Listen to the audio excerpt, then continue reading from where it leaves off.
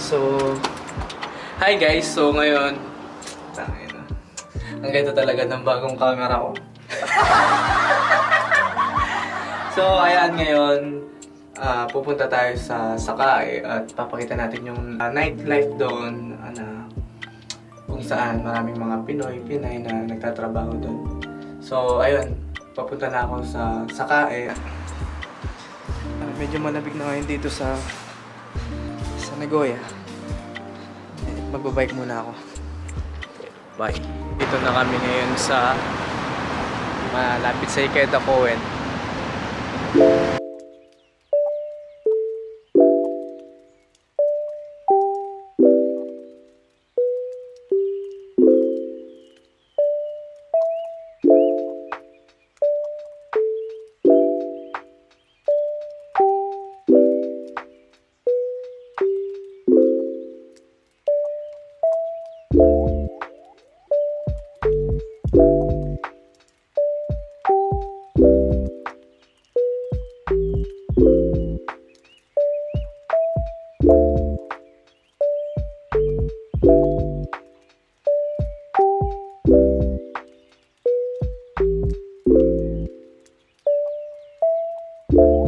So ayan, nagbabalik na ako mga insan.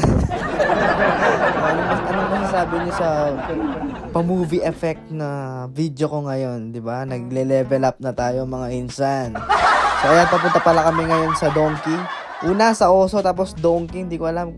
Sinusundan ko lang tong bayaw ko. Matagal-tagal na din walang voice over. Hindi nyo ba ako na-miss mga insan? Let's go, mekos-mekos na yan. Insan ko na yan. So ayan, mahaba-haba pa lang tong video na to. Ako nga pala yan, no? Yan, nakikita nyo yan, yung naka-endless love na bike. So nabuisin na nga ako sa dalawa lalaking na to para ako nakikipag-karpentero. Ay, Kapintero? Uy, ibabash nyo na naman ako nyan. Uy, sarap talaga ng page care. So medyo malayo pa pala kami. Manood na lang muna kayo dyan sa mga pinapakita kong video dito. Eh wala na din naman ako masabi. Wala naman din tayong malit na topic. So ayan, pinapakita ko lang sa inyo yung crossing dito sa Japan. Kita nyo naman, pag nag-red dyan, pwede ka rin tumawid. Pag nag-green, hindi pa pwede. Baka mamatay kayo nang wala sa oras. Ang pasok. Yung mga tao pala dito naka-long sleeve na. Dahil, yun nga, malamig na. Kaya, hindi ka maglo-long sleeve talaga dito, lalamigin ka na. Kasi, pa-winter na talaga. Pero hindi pa ganito talaga yung lamig dito sa Japan. Wala pa to. Basic pa lang. So ayan, nandito na pala kami sa Osu.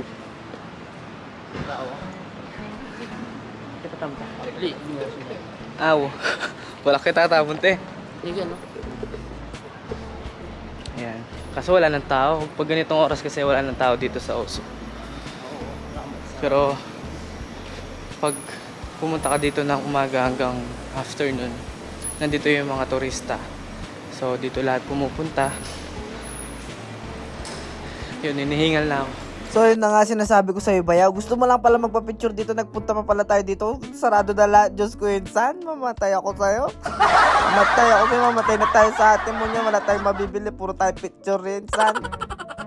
Ayan, na sinasabi ko insan, pinagtutok ko na yan insan. Wala pa akong nakitang nakabukas dyan na lagayan ng damit. Mamatay na tayo sa atin mo niyan insan. So ayan yung pinuntahan namin. Sarado na. So ayan, na-late na kami. So dahil nakasara yung Osu, ang ending pumunta pa kami sa Donkey. So hindi namin alam kung meron dun sa Donkey ngayon. At ito naman yung bayaw ko, sinusundan ko na naman. Ewan ko kung saan na naman ako dadalhin. So yung parko pala na yan, dyan pala ako bumibili ng mga sapatos ko. At nakita nyo si Lupin, ayan na yun si Lupin na One Piece mo. Insan ko na yan, mas bet ko pa rin si Mekos na yan. At kaya palang sabi ng aking bayaw, dito na lang pala kami duman. Ayan naman pala, may nakakita kami yung Blandy. Diyos ko, parang bond paper yung balat. Napaputi. Diyos ko. Diyos ko, na si ate. Oh. Diyos ko, nauna na. Gutom na ata.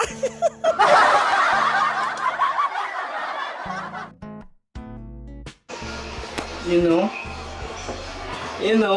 Anong Kong TV?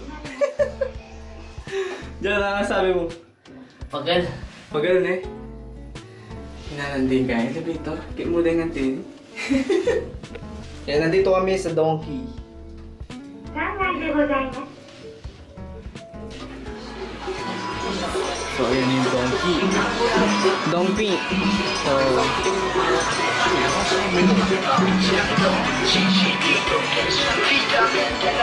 So, itong vlog pala na to, lilibot ko lang naman kayo around dito sa Sakae. Dahil sa paggabi, hindi na ako masyado lumalabas ng bahay dahil pagod din sa trabaho. So, ngayon lang din ako ulit nakalabas. At yun nga lang, sinusubukan ko lang tong camera ko. Dalawa eh. So ayun, umikot lang kami. Umikot lang kami tapos wala kami napili. Ano ba naman yung bayaw? Diyos ko, nahilo-hilo na ako. Nagka-tornado na ba ako sa aking mikos-mikos na yan, insan?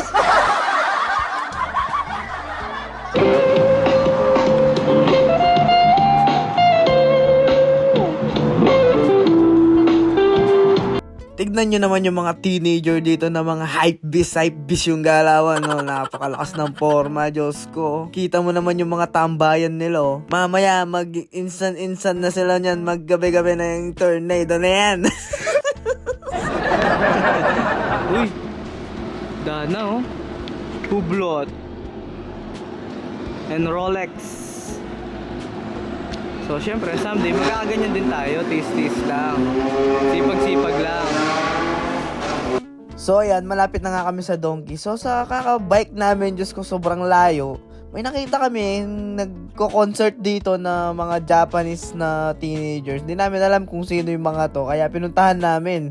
At hindi din namin naiintindihan yung mga kinakanta nila. So,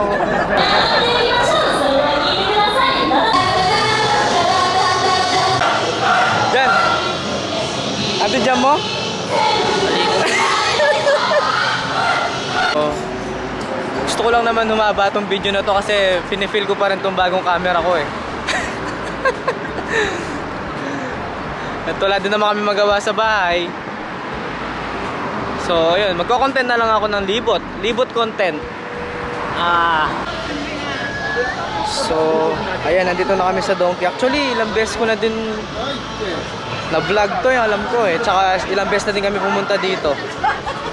So, ayan na sinasabi ko, ending ako ng ending, wala talaga kaming nabili. Ang napag-usapan na lang namin, kakain na lang kami ng ramen. dahil nagutom kami kakabike at saka kakahanap ng lagayan ng damit. Nagutom kami. So, ayan, tara, ramen tayo.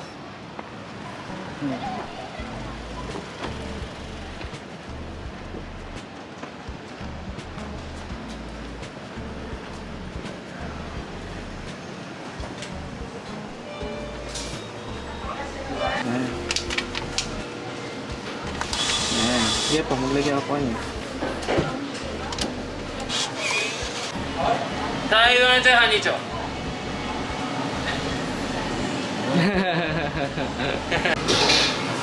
Show you ramen. Kita mo to. Ay. Kita mo to.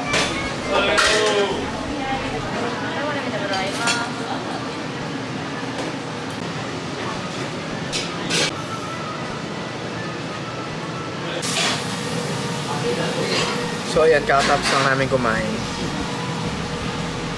At may naalala pala ako about yung last time na nag-live ako. Nung nagka-issue ako. Di ako pa fame. Di ako pa sikat na tao.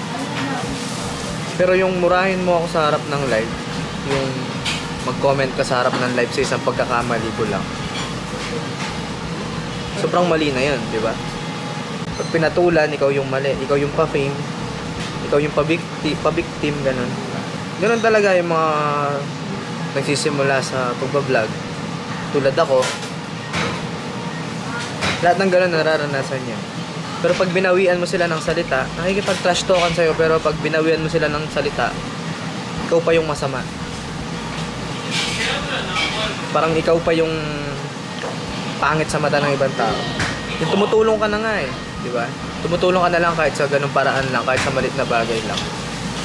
Tapos ganun pa yung ipapalit sa'yo ng mga taong ganun. Kaya minsan ang hirap din tumulong eh. Pag hindi mo tinulungan, ikaw pa yung mali. Ikaw pa yung masama. Ganun na yung mindset ng mga tao ngayon. Pag hindi mo tinulungan, chichismis ka. Actually, yung live na yun talagang hindi ako magpapapremyo nun eh. Hindi ako magpapahula kasi gusto ko lang talagang mag-live. Kasi nagiinom kami, nag-i-enjoy kami. Pero yung pinasukan kami ng ganung tao, nakakawalang gana. Nakakawalang ganang tumulong, alam mo yun. Kahit sa mga ganun na malit na paraan lang, malit na bagay lang. Kaya sa mga taong nag-comment nun na medyo pangit, at syempre pangit din yung naging sagot ko sa kanila, huwag nyo nang ulitin, di ba? Yung parang kung ganun din naman yung mangyayari, huwag na kayo mag-comment.